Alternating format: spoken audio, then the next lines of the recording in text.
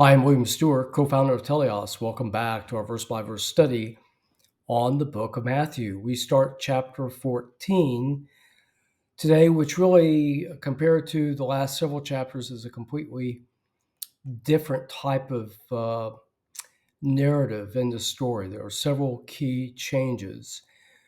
One is he's thought to start here his last year of ministry on what's called the Great Galilean Tour, the Third Galilean Tour. Remember, Christ spent most of his time north of Jerusalem because the authorities there had rejected him, the Jewish authorities, and meant to kill him. So it just made sense to preserve his life in a practical way, though, of course, he's God, and he miraculously escaped the Pharisees many times before his time had come to be crucified and raised. But regardless, he took that practical step. He went up to the north of Israel and spent a lot of time in Galilee. They were organized in 3 tours, roughly. Matthew 4, his first one, and probably the first year of his ministry. The second one, probably starting on the Sermon on the Mount. All this is controversial. So Matthew 5 to 9. And then we had the intervening chapters 10 to 13. And now 14 is the third tour. This is the last tour and year before his death and resurrection. So during these chapters, the other big change besides the third tour is that since he's been rejected by the Jews, and especially the Jewish authorities, the Pharisees, and their colleagues, he's focusing now really on the crowds, ministering to them, but especially on teaching the disciples. We'll see more personal time with the disciples, beginning to prepare them for when he goes away after his death and with his ascension.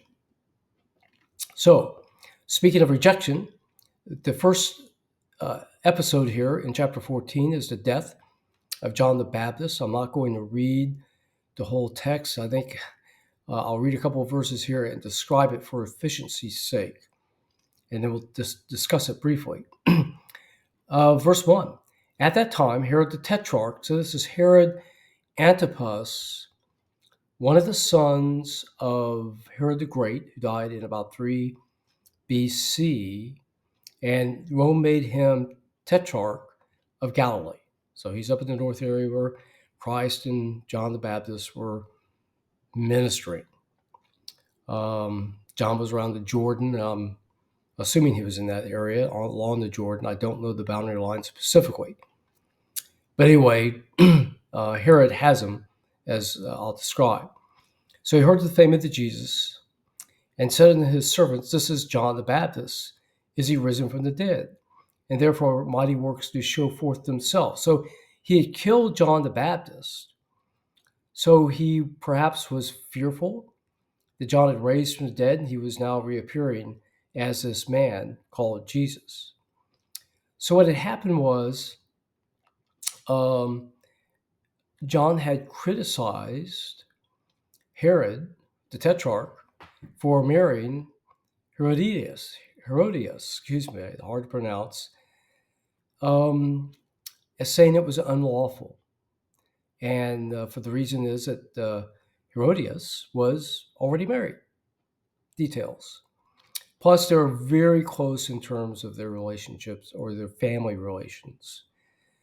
So he criticized her, and she urged him to be arrested, or he was arrested. And so he was languishing in jail, and it came to be Herodias' birthday. Herod's birthday. And Herodias' daughter, Salome, danced before him, pleasing him in a manner, I guess, that you can imagine for yourself. And so he promised her anything. And so what she wanted was John the Baptist's head on a charger. He felt bad about this, but he had promised. So he had John decapitated and delivered it to her.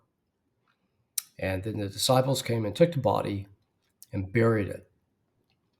How disgusting is all this? So Herod marries a woman who's already married. He lusts after her daughter as she dances before him, and he promises anything, which was, of course, stupid.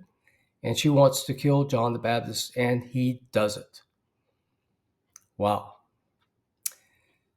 Herod, by the way, is soon after this overthrown in his position and replaced either immediately or soon after by Agrippa I, who has his own problems, and you can read about that in Acts 12. But what is this? What's the purpose of this story? Nothing's in Scripture that's not important, that God does not intend for it to be there. So we have to ask the question, why? Well, I think two reasons. It fits that, as John said himself, John the Baptist, in John 3, Christ must increase and I must decrease. And this is really the ultimate of that.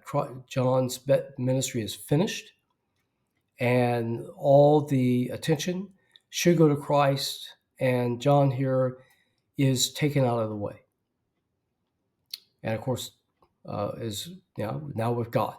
And so thanks be to God for such an important ministry who paved the way for Jesus Christ.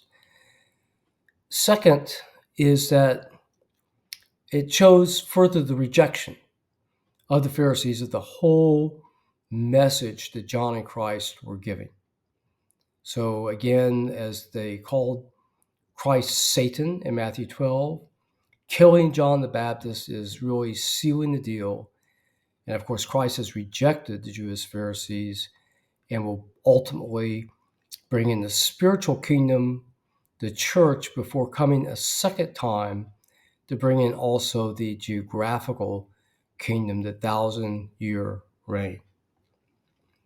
Okay, so what have we learned today?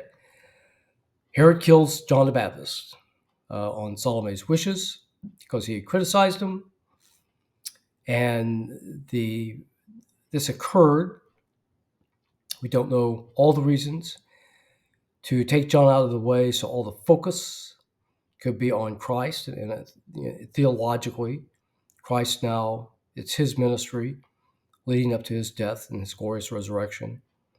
And also shows again the strong rejection of God's message through Christ and John the Baptist. Thank you for joining me today. We'll start looking at Christ's ministry on his third Galilean tour next time. Please join me then.